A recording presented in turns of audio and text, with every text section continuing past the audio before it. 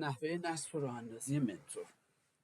خب دوستان، برای نصب منتور لازم هستش که شما متاتریدر 5 داشته باشید و منتور رو در قسمت اندیکاتورهای متاتریدر نصب کنید، اضافه کنید. برای انجام این کار خب بعد از اینکه متاتریدر رو اجرا کردید، در منوی فایل گزینه اوپن دیتا فولدر رو انتخاب کنید.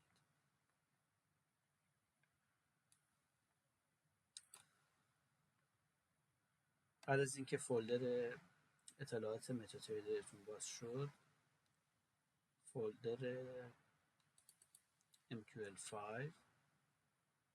و بعد فولدر ایندیکیتورز رو انتخاب کنید.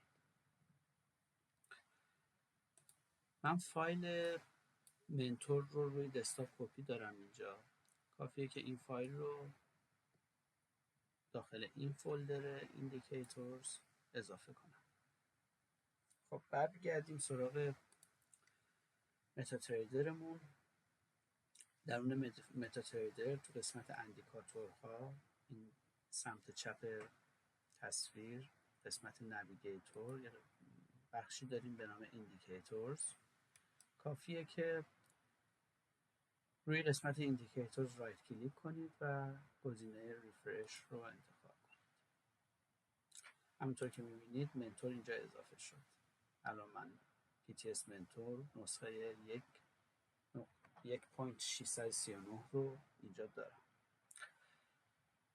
چارت مورد نظرتون رو انتخاب کنید. من چارت طلا هستم. کافیه که اندیکاتور رو درگ کنید و دراپ کنید داخل چارتتون. بعد از اینکه این کار رو انجام دادید، شما یک صفحه‌ای که مربوط به تنظیمات اندیکاتور هست براتون ظاهر میشه. اولین نکته‌ای که باید توجه کنید اینه که این قسمت دیپندنسیز، این چک مارک باید خورده بشه و اجازه بدید که از این کتابخونه ها اندیکاتور استفاده کنه. و بعد در قسمت اینپوت میتونید تنظیمات مربوط به اندیکاتور رو انجام بدید. در حال حاضر ما به جزئیات این تنظیمات نمیپردازیم و با همون تنظیمات پیشفرض اندیکاتور رو اضافه میکنیم. خب اتفاقی که میفته این هستش که بعد از یه مدتی اندیکاتور لود میشه و به اندازه یک کندل 1 دقیقه به اندیکاتور فرصت بدید که کامل تمام آنالیز خودش رو از چارتی که در اون قرار داره به شما ارائه بده. این بود نحوه نصب و راه‌اندازی منتور.